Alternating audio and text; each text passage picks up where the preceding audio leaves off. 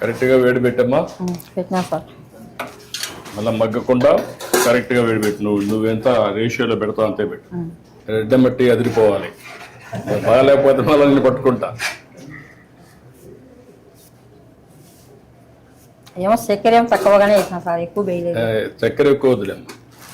నువ్వు అందరికి కూడా చక్కెర, ఉప్పు, లిమిట్, ఆయిల్ తక్కువై. ఈ 3 తక్కువ వేస్తే వాళ్ళ ఆరోగ్యం బాగుంటుంది.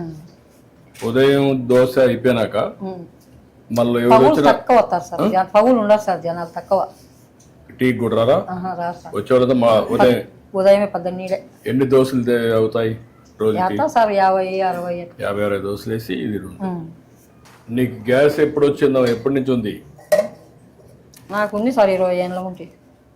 అంటే నేను మొదటి ముఖ్యమంత్రి అయినప్పుడు అప్పుడు వచ్చిందా? అప్పుడే సార్, దీపం పథకం కింద ఇచ్చినారు. దీపం కింద వచ్చింది.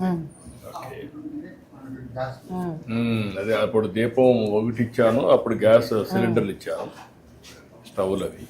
ఇప్పుడు ఏంటమ్మా నీకు ఎందుకు అప్పు ఉంది?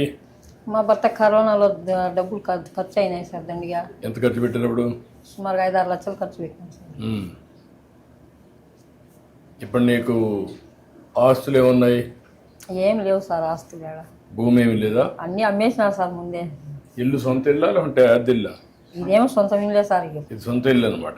సొంత ఇల్లే సార్.